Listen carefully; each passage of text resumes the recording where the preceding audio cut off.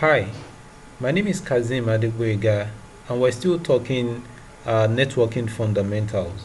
In the last session, I promised to help you connect the dots with regards to the practical application of the OSI reference model, right? And that's what we're going to do in this video. So let's paint a scenario here. The scenario is we're trying to fetch a page on this web server. Let's call the page bing.com, right? So we're trying to download the bing.com web page from this particular web server. So the web server that is hosting bing.com IP address is 204.17.197.200, right? And we're trying to gain access to the web files now from this particular computer. So I'm going to launch a web browser and try to do that. Bing.com.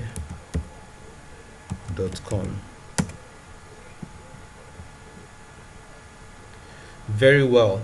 So when we're explaining the OSI reference model, we said the first layer that you have at the top, the layer 7, begins with the application layer, and you need certain application now that are network aware, right? And a good example of a network application that I gave back then is Internet Explorer. So as you can see right now, we're using Internet Explorer. So the Internet Explorer, we're using it to surf the internet. So meaning it's an application that we can integrate, or that can talk the OSI reference model language, right? So at the application layer, we've launched Internet Explorer, and then we've tried to make a request for bing.com web page. So the first thing that happens, the next thing that happens, I beg your pardon, is that the application layer is going to pass control next to the presentation layer of the OSI reference model. So the presentation layer of the OSI reference model checks for the standard that we're trying to use to make the request here. It checks for the format in the standard. So in this case, we're using HTTP. I'm making a web request. So you make a web request using HTTP, right? And coupled with some other standards, right? So web pages are being put together using a formatting known as HTML. So all of those things, those rubber meets the road things, are going to be checked by the presentation layer of the OSI reference model. So if the page that you're trying to also query for happens to be a dynamic web page, so it will also check to see if it has some server-side scripting formatting, right, such as PHP or ASP or JSP. You get the picture. So I also mentioned the fact that encryption and compression also happens at the presentation layer of the OSI reference model. So the next thing that happens after the presentation layer is for the presentation layer to pass control to the session layer. So in this case, session has already been established, between my computer now and the internet. So there is already a session that is being formed between the two ends there. So the next control will then be passed to the transport layer of the OSI reference model. So the transport layer determines whether to send the data reliably using TCP or unreliably using UDP.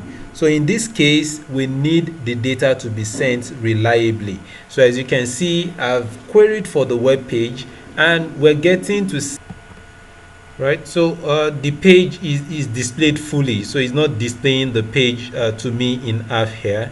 So the page is being displayed fully, which shows that TCP is the communication medium of choice here. And remember, I mentioned in the past too, I mentioned earlier on, sorry, too, that the request type that we are trying to make to the web server also matters here, right? So because there are a number of services that could possibly be running on this particular web server. So FTP might be running on the web server, DNS might be running on the web server, SMTP service might be running on the web server. So when you're sending a request from this computer now to this server, well, it needs to be identified. The OSI reference model needs to identify what kind of request you are sending to the web server, right? And I mentioned the request type that we're sending to the web server here is HTTP, right? So the concept of port number also is something that we need to watch out for here, right? Windows automatically, if you're working on a Windows machine, Windows automatically will generate some random port numbers, right? That's the source port number and then the destination port number. So the destination port number in this case is going to be port number 80. So since we're trying to reach a web service, so web service listens on port number 80. But if it happens to be a secure web service that we're trying to reach, then it's going to travel via port number 443, right, or HTTPS. So if you're using the name, it's HTTPS, but if it's port number, it's 443. If you're doing HTTP, then the port number associated with HTTP is port number 80. So on the Windows side, you don't need to worry. Microsoft Windows operating system is going to generate a random source port number and then assign it to this particular machine. In fact, let's take a look at it real quick. So if I open up my command prompt here and then type in a net start,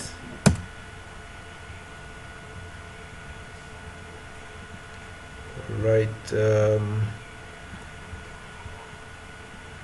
so we made a request earlier, right? And the request we made, let's try to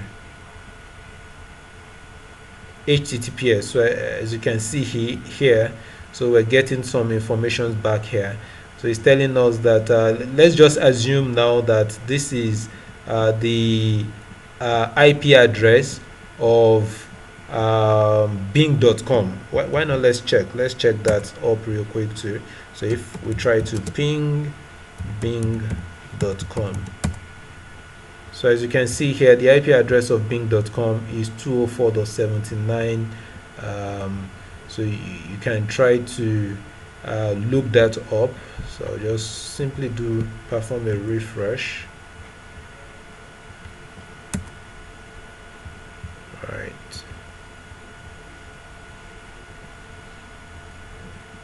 Right, so you can see some HTTP requests. The request is coming from my host machine, which IP address happens to be 192.168.8.101, and Windows automatically assigns it this port number, some random port number. By the way, when you try to launch a page, I have some other pages open I have so many pages open on my web browser here, so that's why we're seeing a number of this web request that is being established, right? So it is giving us the IP address of the destination host that we're trying to connect to, and which service on the destination computer we're trying to gain access to. Is it HTTP or an HTTPS service? All right, so after that, the next thing that happens is that control is being passed to the network layer of the OSI reference model. The network layer, we said, is the layer 3 of the OSI reference model. And what it does is it is responsible for addressing messages, right? It is responsible for logical addressing. So that was what I mentioned earlier on. Now, the computer that I'm using, we try to use DNS to resolve the name of bing.com. So as you've seen here, so to try to resolve the name of to get the IP address of bing.com, it will use DNS to resolve the name to the IP address, right? But the problem here is that the computer that I'm using cannot on its own reach bing.com, right? So it's going to need to forward the request to a router right, to a device, a gateway on my network that has access, to the web server that can get the request to the intended destination. So from this diagram, this host is trying to access bing.com. So the request will come to the switch. The switch would look up the MAC address and then the IP address, find out that the information, the request is not meant for this network. So it will see if gateway is configured on the host, so that if there's a gateway address configured on the host, and then try to forward the request to the gateway, right? So now there is a source address, source IP address, which we know. There is a source MAC address. The source MAC address will be the MAC address of this computer. There's going to be a destination IP address. The destination IP address is the IP address of the Bing server, right? The server that is hosting bing.com. And there has to be a destination MAC address too as well. This host cannot reach it. It does not know the destination MAC address. So since it can't get out directly to the server, it's going to forward the packet to its own gateway. So it therefore means that the destination MAC address in this case will be the MAC address of this interface of our gateway, right? So I'm using a router here as our gateway. So the interface, the IP address the MAC address that we have assigned to this interface will be the MAC address that this host is going to, the switch will use to forward the packet, to this gateway. If we try to do arp-a, so I'm going to bring up my command prompt again and try arp-a. This is the IP address of my gateway, right? So as you can see, the MAC address, the physical address of my gateway is this. So we know the source address. The source address is 192.168.8.101. That's the IP address assigned to my own computer, that I'm surfing from, that I'm browsing from. And the destination IP address, yes, we know, to be this. The source MAC address, Windows is giving it a source MAC address, so you need not worry about that. The destination MAC address will be the MAC address of this interface of our gateway, and that MAC address is going to, of course, be this, right? So there we've combined the function of the layer 3 with the layer 2. That's the network layer and the data link layer, because we mentioned that the data link layer is responsible for physical addressing. And now you've seen the relationship now between logical addressing and physical addressing. So physical addressing will determine where to send data. Is also used to forward data, right? So the next thing that the router or your gateway is going to do is to check inside its own table, inside its routing table, to find the best path of how to get the information across to this particular web server. So in reality, it will check, it is responsibility of the administrator, depending on the kind of gateway that you're using. So the administrator of the gateway must have configured different routes on the gateway, telling it how to reach to get information across to the outside world. In this case, let me just this is if I try to show the routing table. So don't worry, just never mind that I'm typing in some command here and we haven't covered this. So I'm just trying to show you what it looks like, how the router gets the job done. How is the router going to forward the packet to, or the data to the intended destination? So it's going to look inside its routing table. It's not your job, it's not something that you have to worry about right now. So your network, your infrastructure guys will worry about this. So they would have done the configuration for you. They would have set up on the router, on the gateway, connection to multiple paths. So if I type in a command here, show IP route, so you can see I have another router from this diagram that we have here. We have another router. So this server right here, this web server, is on the same network as this router, right? and this router of course is directly connected in this my example to this other router. So what path will this router use to reach this other router? This is a very simple diagram, of course. So to reach the other side is on the 10.10.10 network. That this interface of the router has a 10 network, so it's going to reach it via this interface 10.10.10.1.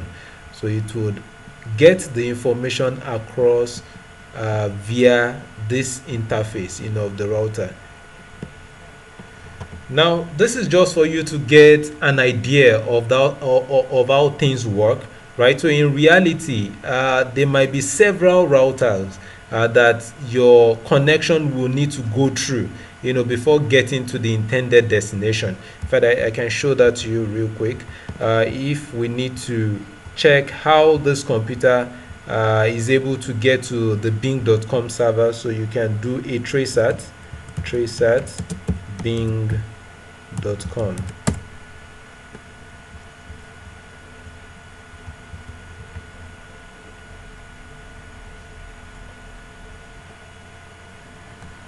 So as you can see here, you can see the number of routers that this information has to pass through before getting to the destination, right? So it has to pass through, first of all, my gateway.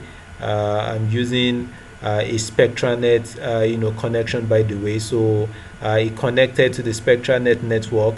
SpectraNet from their own end on their own router, so they try to drop some of the packets until the packet was being forwarded to this particular server, and then it keeps going on and on. So this is the process that happens, and this is how OSI reference model works from a practical perspective. Good and good. So I hope this has been informative for you, and I'd like to thank you for your time.